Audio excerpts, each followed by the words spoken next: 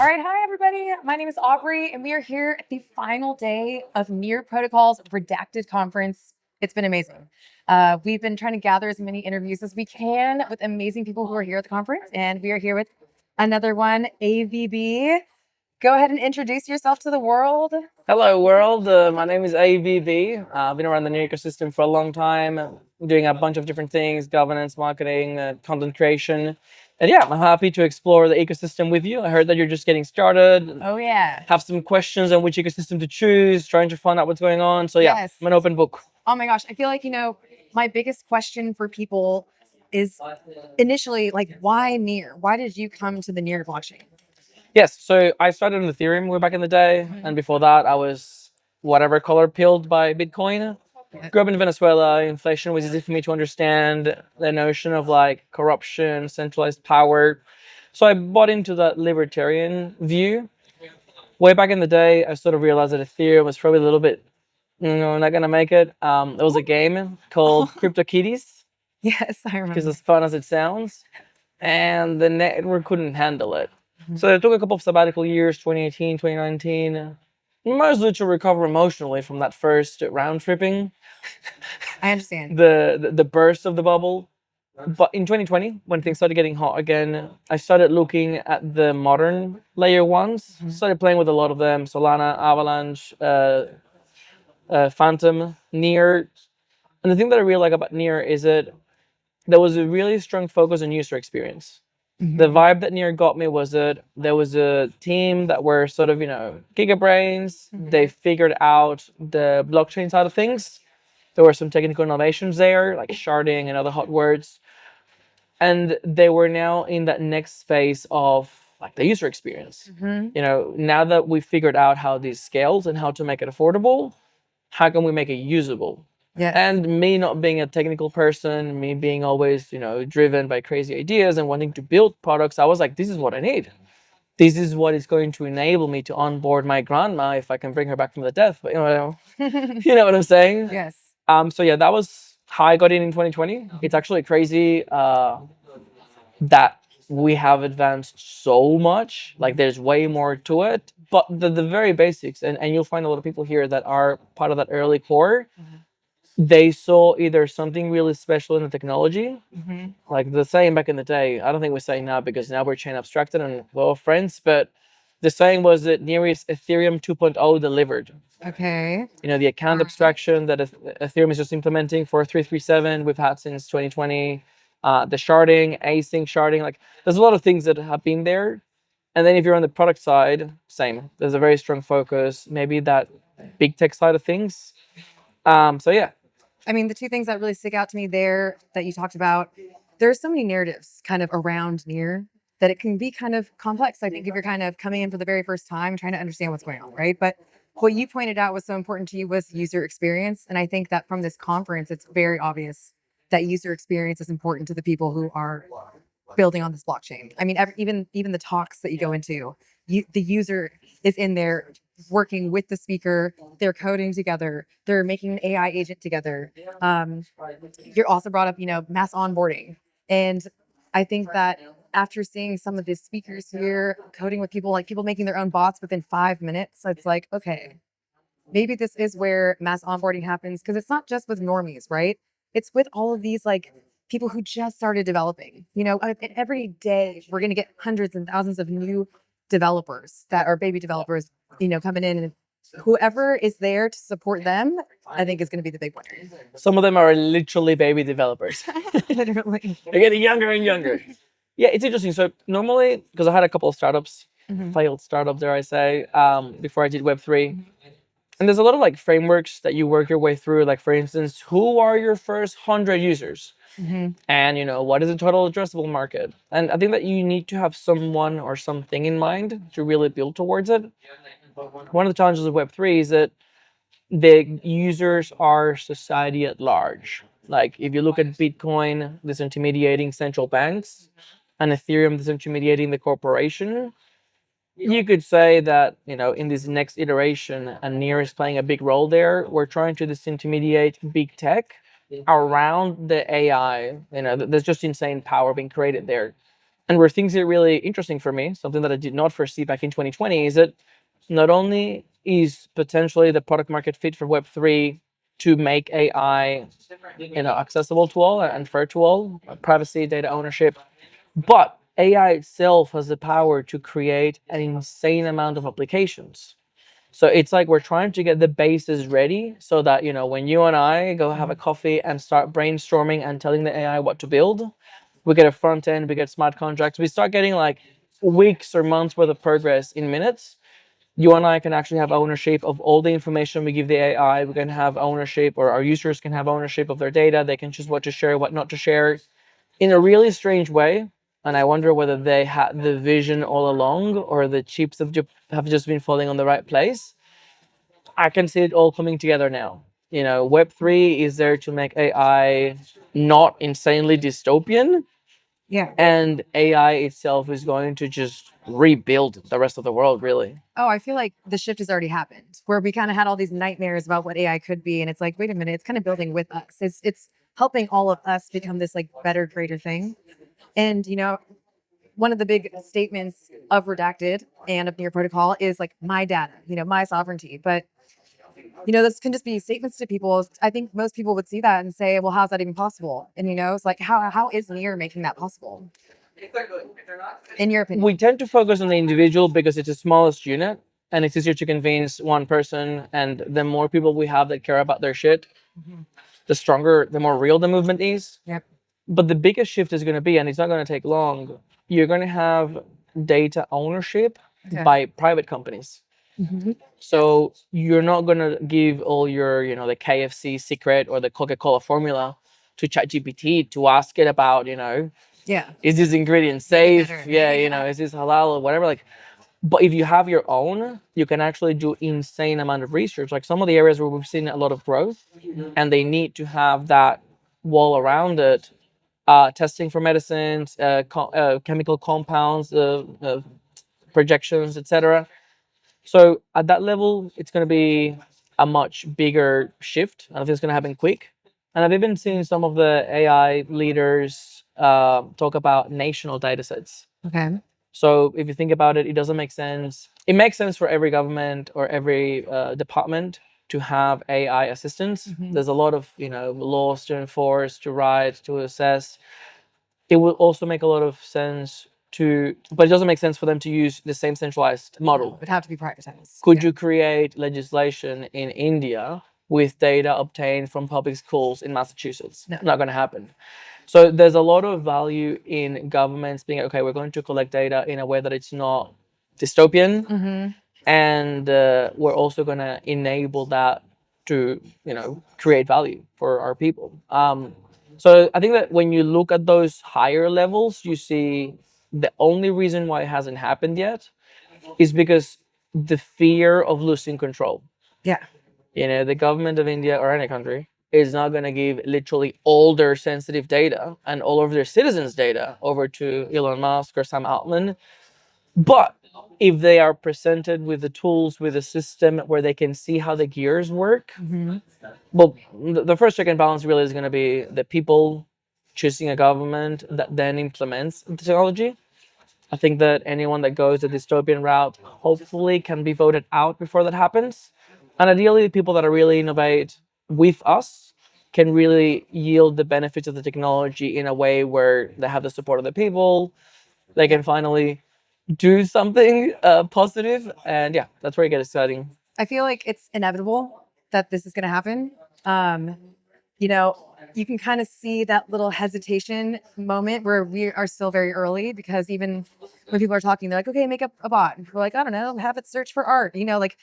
People are very hesitant to kind of just throw the best ideas that they have at it. We are living amongst the best brains right now who will be solving all of the future problems. I know it. And, when do you think that tipping point is going to be where that we really just AI kind of just starts exponentially growing?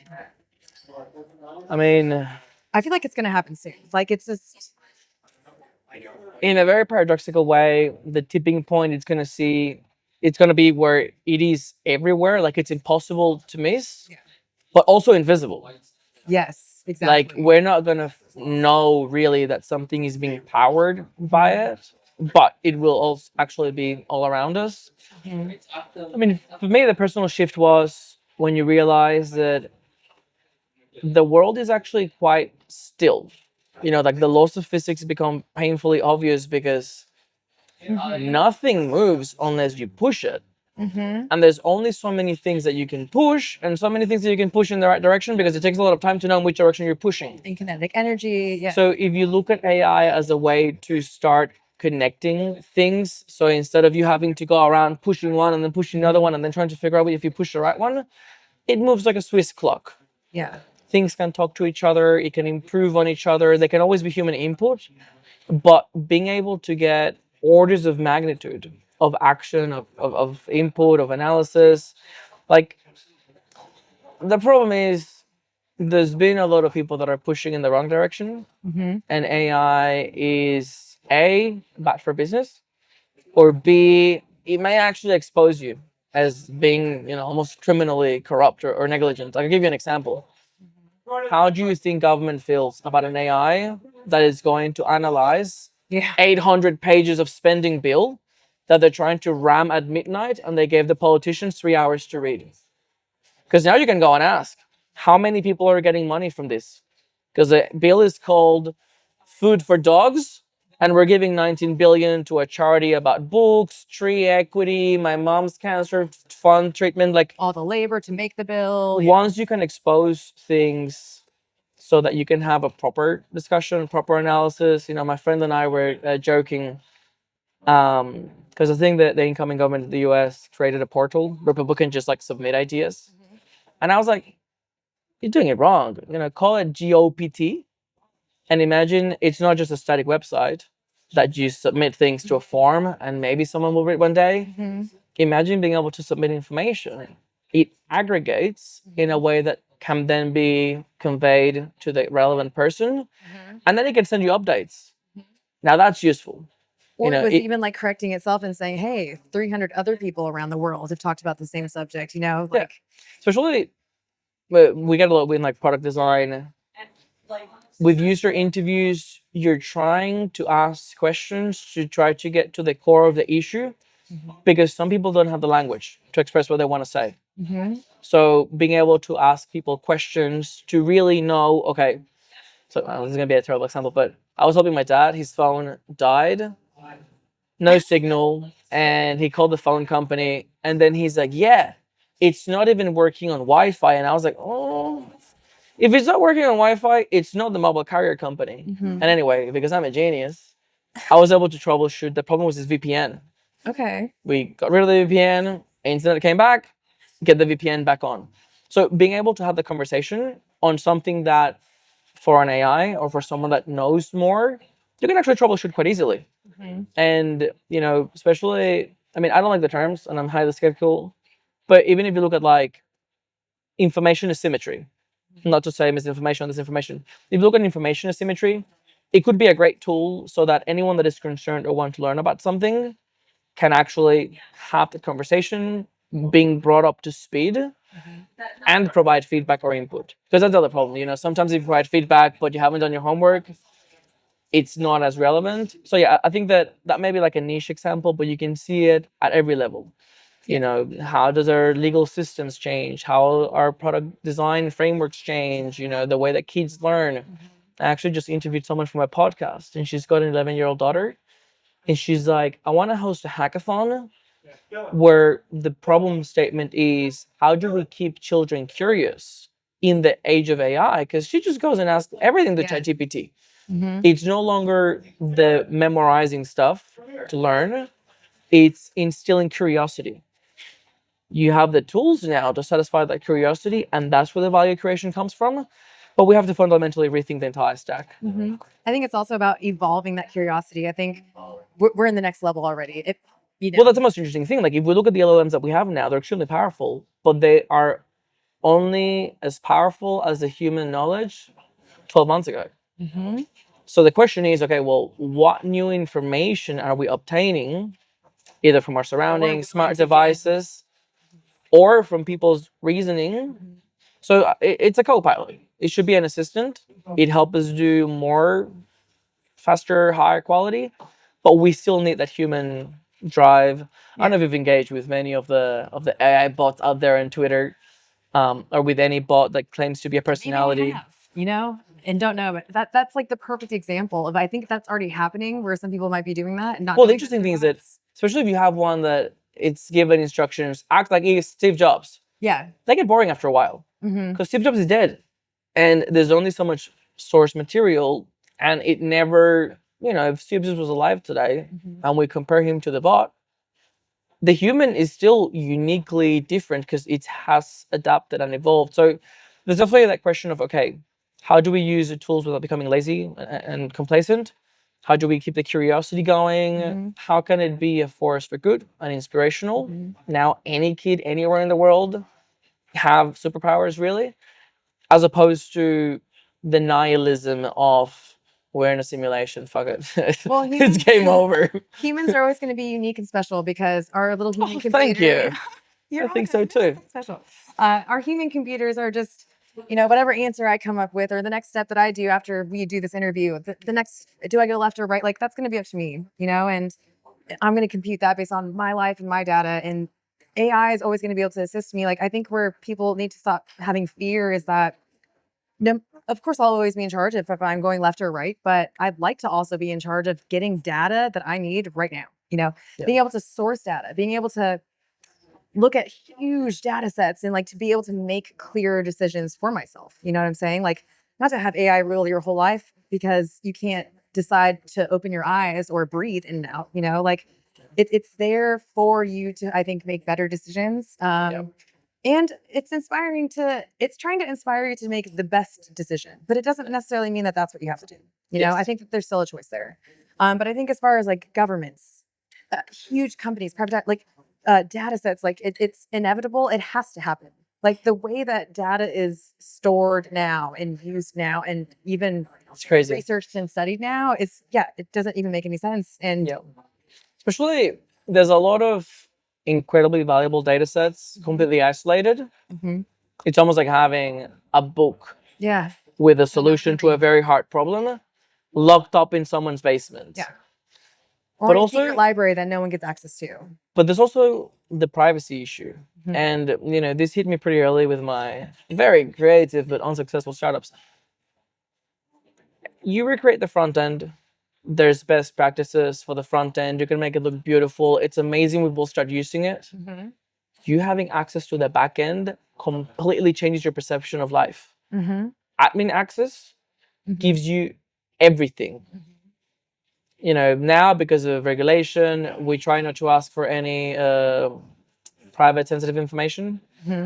But you see everything, every single click, every single bit of information, everything. So once again, the concern is who within the company has access to this data. And, if you do a quick search, there's no shortage of instances where it's been abused. I recall one recently from Australia. A police officer used the police database to stalk an ex. And that's why you need to trust but verify. We need systems that are resilient to bad actors. And we need systems that bring back the power back to the user. And it's crazy that is just one specific example, but we see it everywhere. I think, with the large breadth of everything that this could be, what is your interest? Where are you like most fascinated and drawn towards? As a builder, I'm really excited by the ability to be able to create, I call them experiments or MVPs, because I've had a lot of ideas over time. And if you look at the cost and time to create something, it keeps narrowing. Like I did a lot of like no code platforms in 2018, 2019, 2020, but there's still a barrier there. So for me now, even the tool that we have now, being able to prompt it and give you things back, it's amazing. I'd like to see that happening in the Web3 space. Once we have AI that can write smart contracts, there's a lot that NEAR is doing around formal verification so they can be secure, because you always have to audit everything. The interesting thing with Web3 is that it gives you the ability to transact. There's a lot of logic that you can do with let's call it Web2 AI. But once you have the ability to transact, I've always been drawn to systems design. So, you know, game theory. So maybe it starts as a game. Love game theory. Yes. Oh, I grew up playing a Roller Coaster Tycoon and The Sims. Like, yeah. I just love seeing all those different variables playing with each other. Yes. So I'll probably spend some time playing with that. And look, I've been historically terrible at predicting where my life will be in 6 months from now.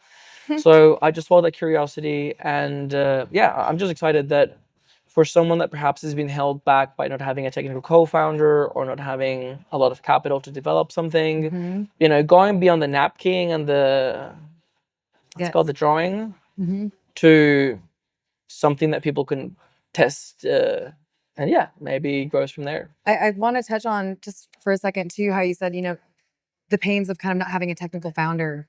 I see it all the time.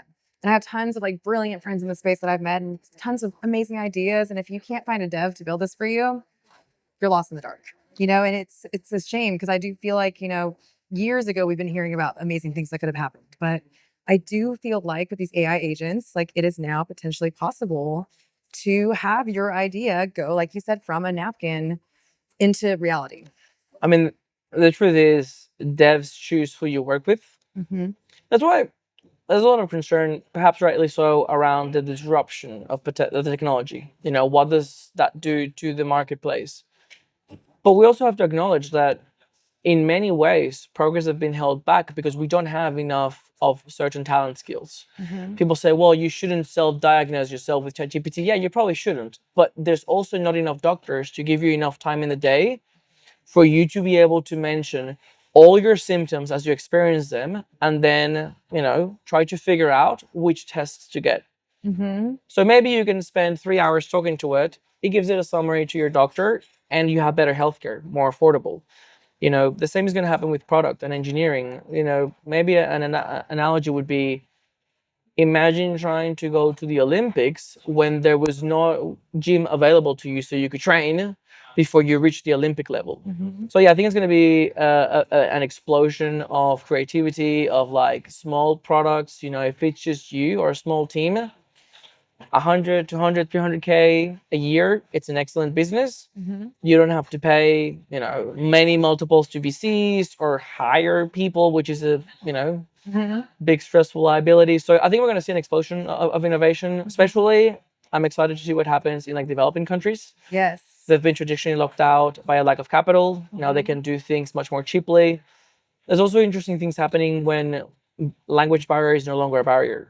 So you're going to have agents that are there just to translate every resource that may be predominantly in English, in German, in Russian. Now it's available even in like smaller languages that nobody learns. Yes. So it's going to be exciting. It's hard to predict. Time ever to be alive, by the way. Coolest time. Do you have something to shot with? Coolest time ever to be alive. Yes. Cheers. I mean, truly, like, just, I mean, every single person I talk to, like, everyone's aware of what's about to come, like, and we're all part of it. Like, and I don't know. I'm one of those people that is very excited about AI, like overly excited. It's like, take my data, take it all, learn, help teach me. Cause you know, there's things that you can do. Like, I feel like, again, this dystopian fear of relying on ChatGPT or AI. Like the other day, I had food poisoning here, right? And it was stuck. I had no idea what to do. But ChatGPT told me, and essentially that there's doctors that can visit your hotel rooms. You look great, by the way. So whatever it said, it was correct. But I only used it to then learn that it was possible to get a doctor to my hotel room, which I didn't know I could do. Then on my own, I went and did research and found my own. You know, so I wasn't looking for the exact answer. I wasn't going to follow blindly exactly what it said, but it did teach me something that then inspired me to go do some more research on my own. You know, it's like, I feel like that's more of the level that people are kind of at, rather than just like take over my whole life and guide me. You know? And a good example as well would be, traditionally, like medical care is, you get it when you need it. You break a leg, you are already have symptoms. Mostly out of the resources we have available. And maybe some of the information asymmetry, like unless you have the education, you don't really know. But what we're seeing now is the rise, for instance, of DeSci, decentralized science, you know, the biohacker movement, the quantified self. I love that with a few gadgets, you can track a lot of markers in your own body. You can learn a lot about your diet and many other habits, fasting, how to improve your sleep, meditation. There's just so much that you can do to improve as an individual, where now we don't have to wait for a 10-year study to figure out that fasting is good.